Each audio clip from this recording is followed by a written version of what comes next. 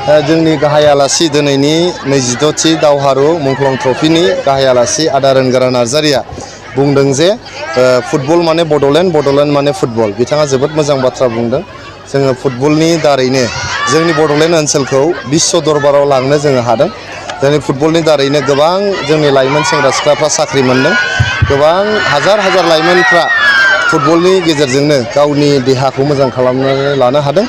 गतिके फुटबला जोंनि मोनसे सिनायथि आरो जोंनि बड'लेण्ड ओनसोलनि रायजो राजाफ्रा साफ्रोमबो फुटबल मोजां मोनग्रा रायजो राजाफोर।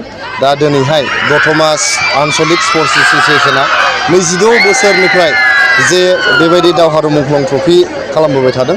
बे जोंनि बर'फोरनि दावहारुफोर जायफोरखौ जों मुंख्लं होननानै फोसावबाय, मुंख्लं होननानै जों बिमुं होबाय, बिथांमोननि जिउमाखौ सन्मान होनायल' नङा, जोंनि दावखोबोबाय थानाय लाइमोनफोरखौहाय मोनसे मोजां लामायाव लांनानै समाजनि आरो हादोरनि बिहोमा होलांनो थाखाय बियो मोजां मोनसे बिजों।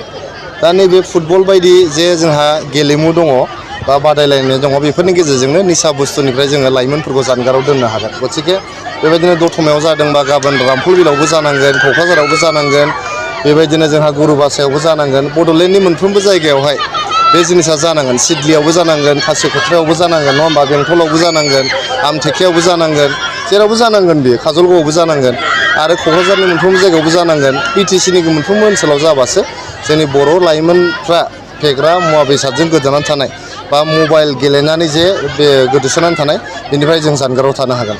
जोंनाव उफ्रा बिसायख'थियाथ' जेबो गैया बाव, माने इउपिपिएल आरो बिपिएफनि गेजेरावनो कन्टेस्टआ जागोन।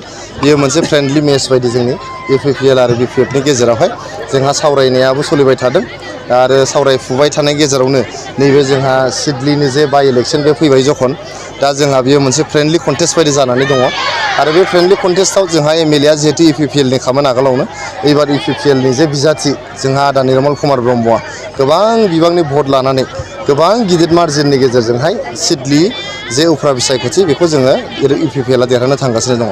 बिपिएफआ गोहोम गोग्लैगोन होननानै आं सानाखै, मानो होनोबा रायजो राजाफ्रा खुंथाय गोहोआव जायफोर हान्जाफ्रा थायो बेजोंनो उफ्रा बिसायख'थियाव थायो। गतिके बिपिएफआ गावनि हान्जाखौहाय फोथांनानै लाखिनो थाखाय, गावनि हान्जानि वार्कारफोरखौ हमथानानै लाखिनो थाखाय बे बिसायख'थिखौ गेलेदों होननानै आं मिथिदों। बिथांमोननि सर्सनिफ्रायहाय बिथांमोना गावसिनि वार्कारफोरखौ हमथानो नागिरदों आरो माखासे भटारफोरखौ हमथानो नागिरदों। बे गाज्रि नङा। जों इउपिपिएल आरो बिपिएफनि गेजेराव मोनसे फ्रेन्डलि कन्टेस्टआवनो जागोन।